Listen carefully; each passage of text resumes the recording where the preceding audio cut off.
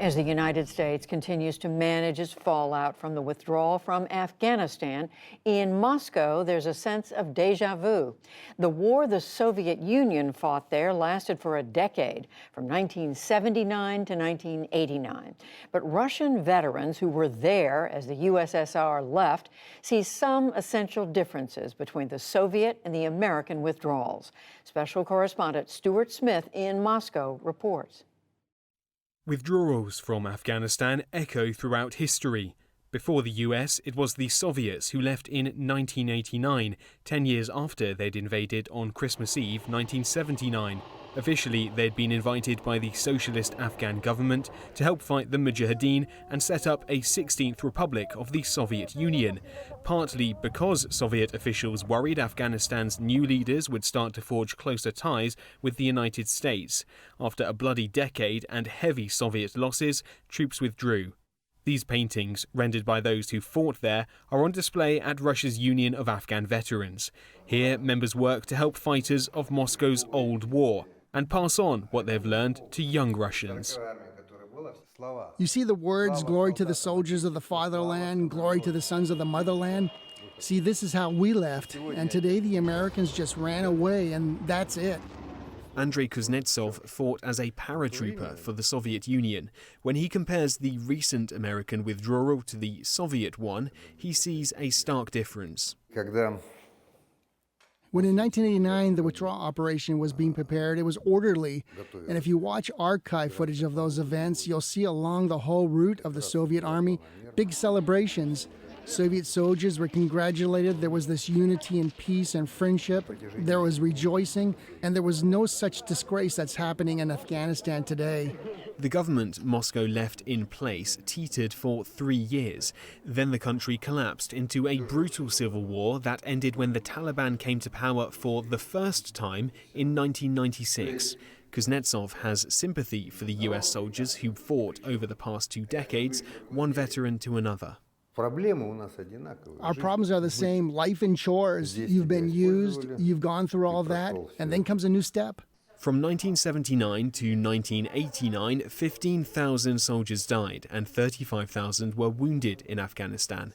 It's estimated that more than 1 million Afghans died in that war. Millions more fled the country. Snapshots of the decade-long conflict are on display at the Afghan War Museum in Moscow.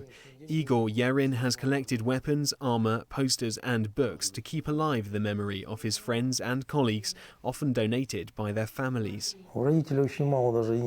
Parents often don't have much. Some don't even have photos of their children in military uniforms, only in civilian clothes, because many didn't have the time to get photographed before quickly being sent to Afghanistan, where they were killed in battle. But he believes there's a fundamental difference between the motivations of his comrades and those of US troops.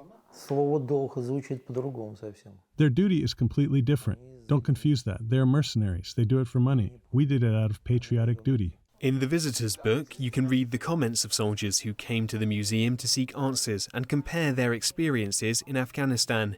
Yerin fears the story of Russian involvement in the country is not over yet. It's unpleasant for us that this all was happening on the border of the former Soviet Union, because this can grow bigger and spill over, which we wouldn't want.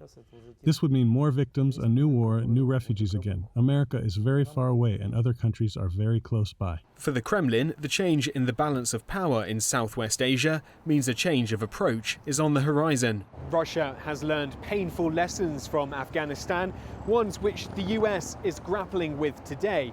But with the tides now turned, Moscow sees opportunity in what it views as America's humiliation.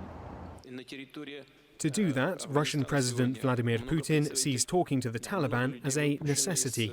The quicker the Taliban joins the family of, let's say, civilized nations, the easier it will be to contact, communicate, somehow influence them and ask questions. And if not demand, remind them that civilized relations require obeying civilized rules. In case of disintegration, there would be nobody to talk to. That is the threat to our neighbors and allies. The fact that Russia is maintaining dialogue with Taliban representatives has incensed today's opposition Communist Party, the diminished descendant of those in charge 40 years ago. This is a disaster. I cannot imagine how the Taliban organization, banned in Russia, how you can interact with and meet with them. You guys tell me this organization is prohibited by law. How can you meet them? How can you negotiate with them? They cut off heads. They shoot. They cut people like animals. At the museum in Moscow, American Cold War propaganda posters now ring darkly ironic. To many Russians, the message shown here is now reversed. And Russians know that conflicts have consequences. The failure of the Soviet-Afghan war helped bring about the collapse of the USSR. Afghanistan leaves an imprint on every foreign power that intervenes in it. For the PBS NewsHour, I'm Stuart Smith in Moscow.